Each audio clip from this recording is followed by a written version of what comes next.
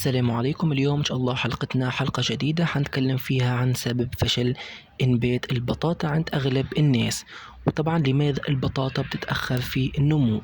فإن شاء الله اليوم حنتكلم عن الأسباب والحلول اللي لازم تعملها لتجنب تأخر نمو البطاطا. فطبعا كبداية حلقتنا أتمنى تعملوا اشتراك القناة ولايك إذا عجبكم الفيديو وتشاهدوا معنا الحلقة للنهاية.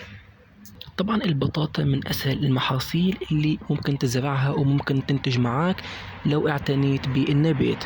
طبعا في مشكلة كبيرة بيعاني منها أغلب الناس هي تأخر نمو البطاطا في التربة، وممكن طبعا يعدي عليها أكثر من أسبوعين أو 3.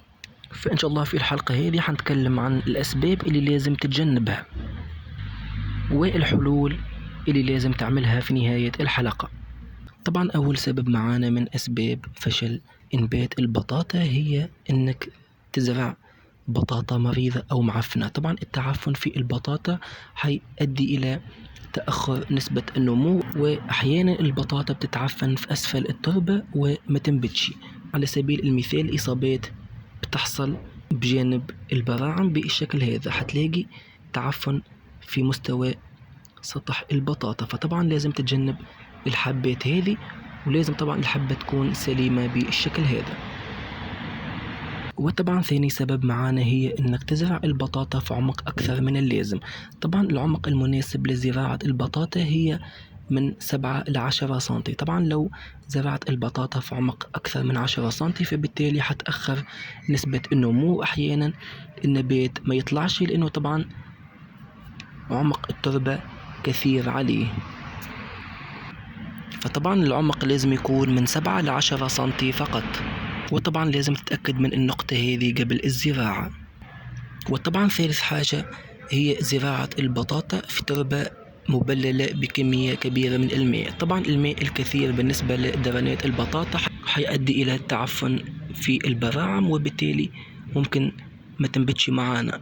وطبعا كمية الماء الكبيرة ممكن تأخر كذلك في عملية الإنبات. طبعا حاول انه الري يكون متباعد، يعني بالنسبة للزراعة حاول انك تروي كل 3 أيام فقط وبكميات قليلة من الماء.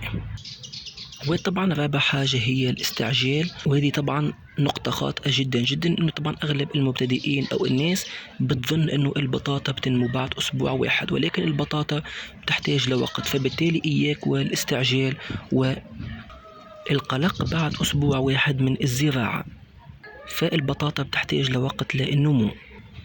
طبعا هذه كانت أسباب فشل إنبات البطاطا عند أغلب الناس، وطبعا حاول إنك تتجنبها. وطبعا بالنسبة للحلول بسيطة جدا، حاول إنك تتجنب كل الأخطاء اللي تكلمنا عليها في أول الحلقة. وطبعا في نهاية الحلقة أتمنى تكون عجبتكم. لو عندكم أي سؤال أتمنى تكتبوا أسفل التعليقات، وإن شاء الله ملتقانا في الحلقات المقبلة. وشكرا، والسلام عليكم ورحمة الله تعالى وبركاته.